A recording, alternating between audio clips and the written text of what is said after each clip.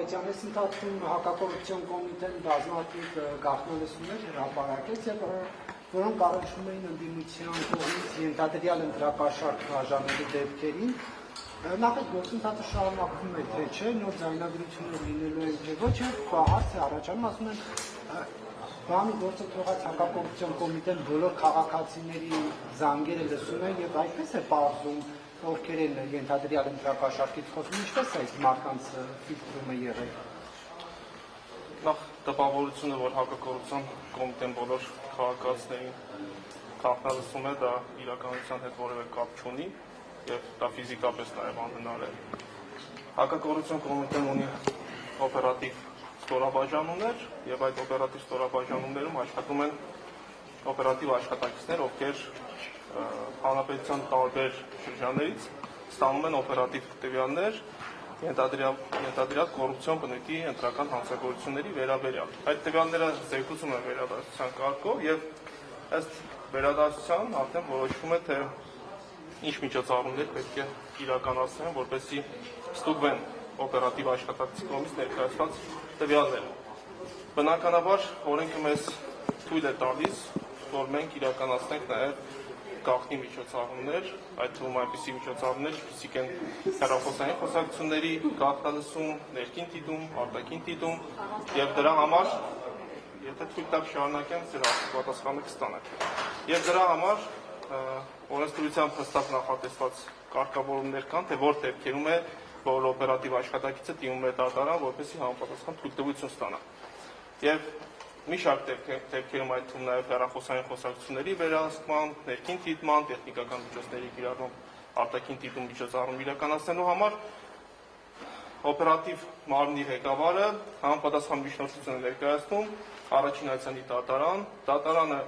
քննարկում է այդ միջնորդությունը եւ եթե որոշում է կայացնում, որ պետք է բավարարի միջնորդությունը, ապա բավարարելուց անմիջապես հետո սկսում են միջոցառումների իրականացումը։ Եվ ես ես հավաստիացնում եմ, որ մենք չունենք որևէ միջոցառում, այդ հրապարակված ձայնագրությունները, որ լսում եք, մենք չունենք որևէ դեպք, որտեղ առանց դատարանի թույլտվության հակակոռուպցիոն կոմիտեն կամ որևէ այլ իրավապահ մարմին իրականացրել է գաղտնալսում։ Սա ամբողջական process է, որպեսզի պատկերացում կազմի։ Եվ կներեք այն ուժերին, որոնց վերագրվում է այդ ձայնագրությունները, նրանց առաջնորդները որևէ կարգավիճակ ունեն, որևէ կերպ իրենց հարցաքննության կանչելու կամ ընդհանրապես իրենք ներգրաված են այդ գործերում, թե ոչ։ Օրինակ ուժեղ Հայաստանի հետ կապված կներեք բազմաթիվ ձայնագրություններ հրապարակվել, Նարեկ Կարապետյանը կամ Սամվել Կարապետյանը հրավիրվել են, թե ոչ։ Տեսեք, դա ըստ էության առանձին քերական բարույթներով պատասխանելու հարց է, մենք պետք է ուսումնասիրենք տվյալ քերական բարույթը եւ տեսնենք, թե ինչ ապացույցներ ունենք այդ բարույթով։ Եթե մենք ունենք ապացույցներ որևէ X քաղաքական ուժի ղեկավարության մասով, ապա բնականաբար այդ մասով կսկսվեն քերաիրավական գործընթացներ եւ կգնան քերական հետապնդումների եւ ես այս պահին չեմ կարող ձեր հարցադրմանը պատասխանել, քանի որ քերական բարույթների մեծ մասը գտնվում է նախաքննության փուլում եւ մենք գործ ունենք նախնական քննության գաղտնիության հրապարակման հետ եւ հետեւաբար եթե առաջիկայում process-ներ սկսեն, բնականաբար մինչ այս պահը մենք աշխատել ենք թափանցիկ, բարբերաբար մամլո հաղորդակցությունների հաշվետվություն ենք ներկայացրել հանրությանը մեր Facebook-յան կայքի միջոցով եւ առաջիկայում եւս եթե ունենանք նոր զարգացումներ, հանրությունը բարբերաբար դրա մասին կիրազեկվի։ Պարոն Աղբեկյան, բայց հակակոռուպցիոն կոմիտեի մոտ հարց չի առաջանում, երբեմն նաեւ Հայաստանի քաղաքացիներին հայհոյանքներով ուղեկցող խոսացողներում փողերն են բաժանում, դրա հետքերով գնում եք, թե ոչ։ Բնականաբար ցանկացած քերական բարույթով քննության առարկա է դառնալու նաեւ այն հարցը, թե այդ ֆինանսավորումը որտեղից է ստացվել եւ այդ ուղղությամբ մենք ունենք մի շարք գործողություններ, որոնք կատարել ենք եւ շարունակում ենք կատարել եւ հուսամ մենք այս մասով եւս կունենանք նոր բացահայտումներ եւ նոր տվյալներ, որոնք կհանրայնացվեն։ Պարոն Նահապետյան, ընտրական process-ի ընթացքում բազմաթիվ ահազանգեր հնչեցին ընդդիմադիր քաղաքական ուժերի ներկայացուցիչները, օրինակ Արման Թաթեյաններ ձայնագրություններ հրապարակում, որտեղ քաղաքացիներին հանրահավաքի եւ այլնի մասնակցության գոչեր էր արվում եւ այլն, եւ ինքը պնդում էր, որ այնտեղ հարկադրանքի տարեր կան։ Արդյոք ուսումնասիրվել են այս ահազանգերը, եթե ուսումնասիրվել են, ինչ եք պարզել։ Ես ձեզ խնդրում եմ, որ նկատի ունենաք հակակոռուպցիոն կոմիտեն զբաղվում է միայն կոռուպցիոն բնույթի ընտրական հանցագործությունների բացահայտման եւ քննությամբ։ Ձեր նշած դեպքը ըստ էության չի համարում կոռուպցիոն բնույթի ընտրական հանցագործություն։ Ես կարող եմ թվարկել, թե որոնք են այդ հանցագործությունները, որոնցով զբաղվում է հակակոռուպցիոն կոմիտեն, դա ընտրակաշառք տալ, ստանալ, ընտրակաշառքի միջնորդություն, բարեգործության արտերկիր խախտման դեպքեր եւ վարչական ռեսուրսի հետ կապված, կիրառման հետ կապված պատասխանատվության միջոցները նախատեսված են վարչական իրավախախտումների մասին օրենսգրքում եւ որոշակի քրեաիրավական արձագանքի հետ կապված դա արդեն քննչական կոմիտեի իրավասության տիրույթն է։ Անօրյա ռեժիմով այդ բացահայտումները ընտրակաշառքների վերաբերյալ հենց ուժեղ Հայաստանի ներկայացուցիչները չեն ընդունում, իսկ եղել է դեպք օրինակ դիմեն, որպեսզի իրենց էքսպերտիզան անցկացնեն եւ օրինակ ճիշտ չլինի, այդպեսի դեպքեր։ Ես ընդհանրական ձեր հարցին պատասխանելով ասեմ, որ ունենք շուրջ 115 քերական վարույթ նախորդ օրվա դրությամբ եմ ասում, քանի որ ամեն օր այդ վարույթները ավելանում են։ Մենք ունենք 115 քերական վարույթ, այդ 115 քերական վարույթով հարցաքննվել են հարյուրավոր անձինք եւ որևէ անձ չունենք, ով հարցաքննության ընթացքում հերկած լինի եւ տվյալներ տրամադրած լինի, որ ձայնագրությունը կեղծված է, այդ խոսակցության հեղինակը ես չեմ կամ պահանջի, որ նշանակվի փորձաքննություն։ Նման որևէ տվյալ, որևէ վարույթով մենք չունենք։ Մոնտաժված է իրենց խոսքը, այդպեսի բան չեն ասել, ընդունել են, բայց ասել են որ մոնտաժված է իրենց խոսքը։ Մոնտաժված ասելով ի՞նչ նկատի Նկատունեք մի բան վերցրել եք, գցրել եք մեկ բան, մոնտաժ։ Ասել ասել ապարծող փոխտուժի տեղացել ընտրություններ բերե հավաքել եք դա է մոնտաժված։ Ես ձեզ հավաստիացնում եմ, որ ձայնագրություն չկա, որևէ հրապարակված որևէ կտոր չկա, որը կոնտեքստից կտրված լինի, այսինքն հրապարակվել են ձայնագրությունների այն հատվածները ամբողջական, որը վերաբերելի է եղել որևէ քաղաքական ուժի, այսինքն տվյալները պարունակում, որ ինքը պատկանում է այս կամ այն քաղաքական ուժին, եւ խոսակցությունը վերաբերվել է կոնկրետ ընտրակաշառքին։ Այսինքն մենք այդ ամեն ինչը ներողություն եմ խնդրում, մենք այդ ամեն ինչը վաղը մյուսօր բնականաբար ներկայացրելու ենք նաև դատարան։ Մենք ունենք ավարտված քերական վարույթներ, 14 քերական վարույթ 54 անձի վերաբերյալ արդեն իսկ ավարտվել եւ մեղադրական եզրակացությամբ հանձնվել է դատարան։ Եվ վաղը մյուսօր դուք մեր հանրությունը գնալու են դատարանում եւ անձամբ ծանոթանան այդ ձայնագրությունների բովանդակությունը։ Ինչ ժամանակամիջոցում է այդ ձայնագրությունները հայտնվել ձեր ձեռքին եւ ինչու է միայն վերջին նախընտրական քարոզարշավի շրջանում դրանք արդեն միայն այդ ժամանակաշրջանում եք դուք բացել։ Թե այդ ժամանակ տեմպ ստացավ է։ Շատ լավ, պատասխանեմ ձեր հարցին։ Մենք իմ հրամանով ստեղծել ենք օպերատիվ շտաբի մասին հակակոռուպցիոն կոմիտեի պաշտոնական էջում նաև նշված է, թե երբ է ստեղծվել, եթե չեմ սխալվում, դեռևս փետրվար ամսին, բայց օպերատիվ աշխատանքը իրենից ենթադրում է բազմատեսակ միջոցառումների, նաև տևական ժամանակ կատարվող միջոցառումների արդյունք, այդ ձայնագրությունները, որոնք դուք հիմա լսում եք, դրանք կատարվել են մի դեպքում մեկ ամիս առաջ, մյուս դեպքում մեկ օր առաջ կամ մի քանի ամիս առաջ եւ դրանք ըստ էության որևէ էական նշանակություն չունեն, քանի որ նախաքննական մարմինը երբ է դրանք հրապարակում, երբ որ արդեն իրականացնում է բացահայտ գործողություններ, այսինքն եթե մինչ այս բանը հակակոռուպցիոն կոմիտեն կամ այլ իրավապահ մարմին գործել է խախտի, որևէ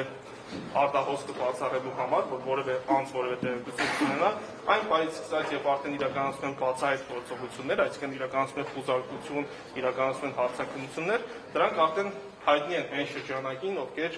ներգրավված են այդ վարույթի մեջ։ Այդ փուլից սկսած նոր հրապարակում է իրականացում ու բարամասն ձայնագրություններն են այդ ուժի նկատմամբ գաղտնալություններ իրականացվել է թե ոչ, որովհետև տևական ժամանակ է խոսում է, որ վարչական ռեսուրս է կիրառվում, ուղղորդումներ են իրականացվում, որպեսզի նրանք դպրոցի տնօրեններ, ուսուցիչներ գնան հավաքների մասնակցեն եւ տարբեր կասկածանքներ կա նաեւ իշխող թիմի նկատմամբ։ Արդյոք այդ գաղտնալությունները իրենց նկատմամբ Արգելի լրագրող, ես ձեր հարցին արդեն մեր նախորդ հարցադրման շրջանակներում պատասխանեցի, որ վարչական ռեսուրսի հետ կապված գործառույթների իրականացումը չի մտնում հակակոռուպցիոն կոմիտեի լիազորությունների մեջ։ Ձեր մյուս հարցադրմաններն եմ ըստ էության պատասխանել այն շրջանակում, որ մեր գաղտնալուծման հիմքը դա օպերատիվ աշխատակիցների կողմից ստացված օպերատիվ տվյալներն են, որ այս կամ այն քաղաքացին կամ այս կամ այն ուժը բաժանում է ընտրակաշառք կամ ստանում է որևէ քաղաքացի ընտրակաշառք, այդ շրջանակներում է հիմքը սկսվում, որը հետագայում դառնում են արդեն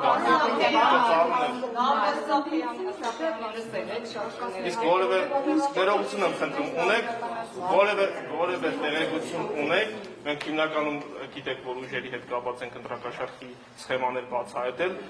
իսկ ձեր մոտ հարց չի առաջանում, բայց ինչի այս դեպքում մյուս 15 ուժերի կամ 16 ուժերի հետ կապված որևէ բացահայտում չունենք, որտեղ դուք ինքները չեք ստանում նաև այդ տվյալները։ Կասեք, որ ուժերն էին ի վերջո այդ ընտրակաշառքի բացահայտումները։ Ուժեղ Հայաստան։ Երեք ուժերի մասին է խոսքը, ուժեղ Հայաստան, Բարգավաճ Հայաստան եւ Հայաստան Դաշնություն։ Պարոն Նահապետյան, եւ այդ ձայնագրությունները, որոնք հրապարակվում էին, հաճախ այդ ձայնագրությունների մեջ կային խոսակցություններ, որոնք ամեն դեպքում հասկանալի չի, թե դա գործի համատեքստում ինչ նշանակություն ունի, օրինակ ինչ-որ մեկի շալվարի շուրջ քննարկումը, ինչ-որ այս կենցաղային զրույցները հրապարակելու նպատակահարմարությունը ինչու' է կապված ինչ-որ պիտակավորումներ։ Դա ինչով է դա։ Ես ճիշտ ասած չկա որևէ ձայնագրություն ու տեսագրություն, որտեղ որևէ հատված լինի, որը վարույթի հետ առնչություն չունենա։ Դրանք հրապարակվել են, որպեսզի հանրության մոտ որևէ կասկած չառաջանա, որ խոսքը այս կամ այն քաղաքական ուժի մասով է եւ խոսքը ընտրակաշառքի միջոցով ստացված գումարի տնօրինման կամ հավաքներին գումարով ներգրավման մասին է։ Այսինքն որևէ ձայնագրության հատված, որ դուք լսում եք, խնդրում եմ ամբողջության մեջ լսել եւ կհասկանաք, որ այստեղ այդ ձեր նշած կետորները իրականում էական ազդեցություն ունեն, որովհետեւ մենք հանցակազմը գնահատենք։ Ընդհանրապես շատ կաշառք է բաժանվել ձեր կարծիքով ընդհանուր ուժերին, որ ձեր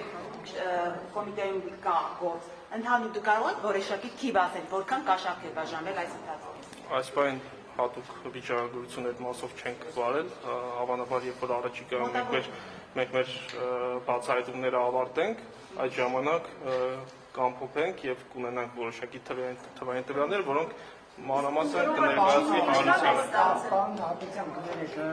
դուք մի տեսանյութ եք հրապարակել ձեր ծառայությունը, որտեղ նշում էիք, որ այլ պետությունից եկած անձը, ընտրակաշառքով եկած անձը ձերբակալվել է, թե կալանավորվել է, բայց պետության անունը չէիք ասում, որ երկրից էր եկել։ Եթե չեմ սխալվում, պետության անունը շեշտվել է հաղորդագրության մեջ, բայց կարող եմ ասել Ռուսաստանի Դաշնությունից։ Եվ ով է որտեղ իրեն ձեզ համար դա պարզ է։ Քննություն ենք անում, այդ քրեական վարույթով նախաքննությունը դեռևս չի ավարտվել եւ առաջիկայում երբ որ ավարտվի, նորից կիրասեք։ Ես մի բան ճշտեմ, Տիգրան Ավինյանը նախընտրական շրջանում ֆոտոխցիկ նվիրեց մանկատան սաներից մեկին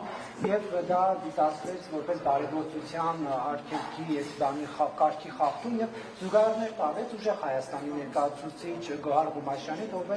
ավելի վաղ հեռուստացույց էր խոստացել նվիրել, ինչպես ստացվեց, որ այն դեպքում նա խոսք էր տվել հեռուստացույցը չհասցրեց նվիրել գործը հարուցվեց, բայց քաղաքական իշխող ուժի ներկայացուցիչը ֆոտոխցիկը նվիրեց եւ վարույթ չհարուցվեց։ Գիտեք ինչ, այս ծեր նշած դեպքի մասով ես կարող եմ նաև համեմատական իրականացնել զուգահեռներ տանել նաև Թալինի համայնքի ղեկավարի Տավրոս Սափյանի դեպքի մասով, որովհետեւ նաև հաջորդ հարցադրումը այդ մասով չհնչի։ Տարբերակումը հետևյալն է, երբ որ մենք գործ ունենք տեղական ինքնակառավարման մարմնի օրենքով նախատեսված գործառույթների իրականացման հետ, այդտեղ ու նաև համապատասխան ընթացակարգերի պահպանմամբ իրականացված գործառույթների իրականացման, այդտեղ խոսք չի կարող լինել բարեգործության մասին առհասարակ եւ առավել եւս բարեգործության արգելքի օրենսդրական խախտման հետ, որտեղ մենք դիտարկում ենք, որ այդ գործառույթները կամ այդ նվիրատվությունը, որը իրականացվել է, դա իրականացվել է ոչ թե որպես կուսակցության անդամ, ոչ թե որպես քաղաքական ուժի անդամ, այլ որպես պաշտոնյա, ով օրենքով սահմանված կարգով համապատասխան լիազորությունների շրջանակում ունի որոշակի գործառույթներ։ Օրենքով բարեգործական հիմնադրամի մասով հստակ արգելքներ կան, եթե քաղաքական ուժը մասնակցում է ընտրություններին, ապա բարեգործությամբ զբաղվելու իրավունք չունի, չի վերաբերում ըստ մեր հաշվի առնելով, որ վարչապետը օրը մի քանի հայտարարությամբ իրավապահներին հրահանգներ է իջեցնում, թե ինչպես վարվել։ Գուցե կաշկանդված եք անդրադառնալ Իսկ դուք այդ հարցադրումը տալուց ինչի չեք ասում, որ օրինակ նախկինում մենք ունեցել ենք դեպքեր, երբ որ նույն բարեգործության արգելքի խախտման հատկանիշներով քրեական վարույթ ենք նախաձեռնել քաղաքացիական պայմանագիր կուսակցության անդամի նկատմամբ, կիրառել ենք անազատության հետ կապված խափանոց եւ բարդ ուղարկել ենք դատարան, կարող է դատարանը ծանոթանալ։ Շաբաթի դեպքը նկատում ենք, բայց դա շատ ակնհայտ է։ Ոչ մի ձև Հիմա ես էլ բացատրում եմ ձեր հարցադրման մի օրինակով դուք ուզում եք մի օրինակով եւ նաեւ թողնեք պատասխանեմ հարցադրմանը, եթե նաեւ հակակոռուպցիոն կոմիտեի մոտեցումն է, որ նաեւ իրավական առումով օրենսդրությունից բխող բանալիքն է, որ եթե խոսքը վերաբերվում է պաշտոնյային, ով իր պաշտոնական գործառույթներն է իրականացնում, այդ մասով մենք չենք կարող ասել, որ կա բարեգործության արգելքի խախտում։ Հակառակ մեկնաբանման պարագայում ցանկացած պաշտոնյայի գործառույթ մենք դիտարկելու ենք բարեգործության արգելքի խախտման տակ, քանի որ ինքը ամենօրյա ռեժիմով իրականացնում է իրականությունները, որոնք ուղղված են համայնքի շահերին։ Հայտարարությունները պարբերաբար իրավապահներին ուղղված։ Ինչպես եք վերաբերում այդ հայտարարություններին, դա առհասարակ չի կաշկանդում ձեզ աշխատել անկախ հազար գործել։ Օրինակ, երբ որ ասում եք կոզոսնել լեոմուն զակելու են, բոմժն դարձնելու այս երեկույթերի, արդյոք սա արդեն ուղղորդում չի ձեզ, որպեսզի դու գնաք այդ երեկույթերի։ Իրավապահների մասով որևէ ուղղորդում ես չեմ նկատել։ Բոլոր հրաշարատունները պետք է պատվեն եւ ասնիկ ժամկետ էր նշում, թե ինչքան պետք է նստեն բանտում։ Ես քաղաքական հայտարարությունների հետ կողմած մեկնաբանությունից ինձ չի կարող կաշկանդվել նաև այն մասով, որ ես դատավորը չեմ եւ ես չեմ կարող որոշել, թե որ մեղադրյալը ինչ ժամկետով պետք է պատժվի։ Այդ մասով առնվազն ես կաշկանդված չեմ։ Բայց քրեական գործահարուցելու եւ գործի հիմնավորումներ գտնելու մասը ձեր տիրույթում է։ Մեր պարտականությունն է հանցագործության դեպք հայտնաբերել, այդ դեպքերով կատարել նախաքննություն եւ ապացույցներ հավաքել կամ մեղավորության կամ ամեղության վերաբերյալ։ Եվ կամ մեր գործառույթը, որը մենք իրականացնում չի դարձել այսպես ասած գործի կամ մահակ նախընտրական շրջանում ընտրությունների ժամանակ իշխանության համար։ Այսինքն դուք ստացվում է դուք մահակ եք դարձել ընդդիմադիրներին ճնշելու, կաշառքներին շուտ բացահայտելու նախընտրական հենց բուն շրջան, որովհետև ես դրա համար ասեցի, որ շրջանում է բացահայտվել այդ ձայնագրությունը, որովհետև դուք նախընտրական շրջանում եք այդ ամեն ինչը իրականացել։ Ստացվում է դուք որպես կոմիտե կողմից մահակ եք դարձել ընդդիմության համար։ Մենք մահակ ենք հանցագործների համար։ Մենք որևէ ուժի, որևէ իշխանության ոչ քարոզություն ենք անում, ոչ հակակարոզությունը մենք պայքարում ենք հանցագործությունների դեմ եւ ձեր հարցադրումը ըստ էության տեղին չի, որտեղ մենք ամեն հանցագործության դեպքով հրապարակել ենք ձայնագրություն եւ եթե լսեք ուշադիր այդ ձայնագրությունները կհասկանաք, որ որևէ քաղաքական ազդեցություն այդ դեպքերի բացահայտման առումով չկա, կա ընդամենը փաստական հիմնավորումներ, ձայնագրություններ, որոնք լսելու դեպքում որևէ անկողմնակալ դիտորդի մոտ որևէ այլ կասկած չի կարող առաջանալ։ Մի հաց տամ, բյուջետ նախատեսված չէր ընդհանրապես 26 թվականին թոշակների բարձրացում եւ նախընտրական շրջանում Նիկոլ Փաշինյանը թոշակները բարձրացրեց։ Արդյոք դա ընտրական շարք է դիտարկում, ընտրական շարք չէ դիտարկել որպես։ Որպես այս հարցադրումը առանցալակ դուրս ես կպատասխանեմ, որ ընտրակաշարքը, որպես այդպիսին, որպես քերաիրավական տերմին,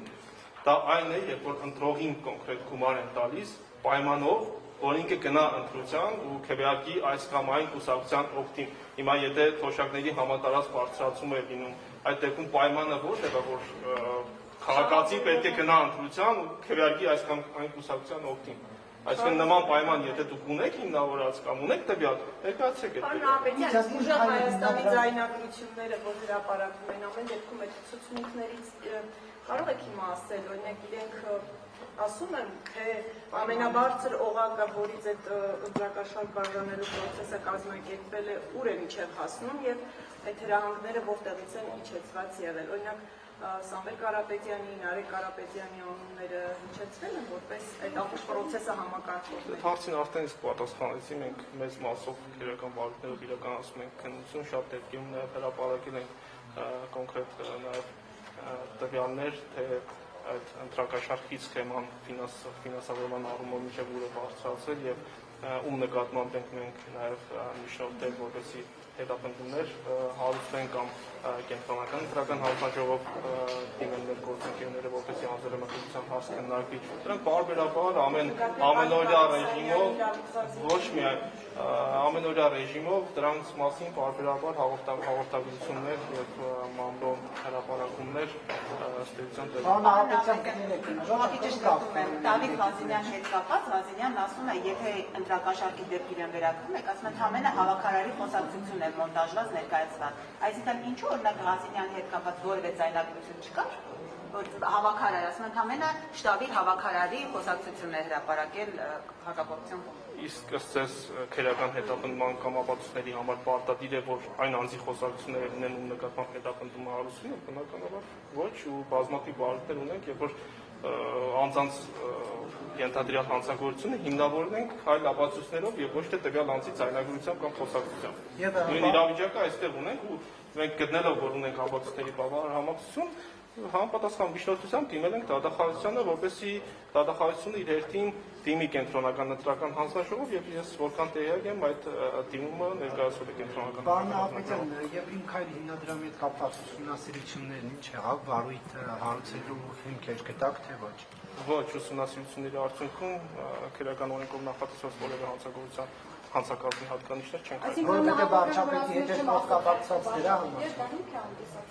Չեմ լսում ես։ Ասում եմ, որովհետեւ հիմքեր չգտաք, որովհետեւ վարչապետի տանիքն է կապակցված։ Դա ձեր գնահատականն է, ես իրավական առումով ասում եմ, որ իրավական առումով հիմքեր չունենք, որտեսի մենք որևէ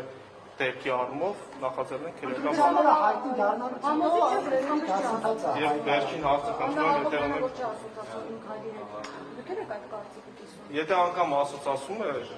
ես եթե անգամ ասում եմ, եթե անգամ ասոցացում է, դա իրենց ենթադրում է վարչական իրավախախտումների վերաբերյալ օրենսգրքով նախատեսված զանցանք եւ չի գտնվում հակակոռուպցիոն կոմիտեի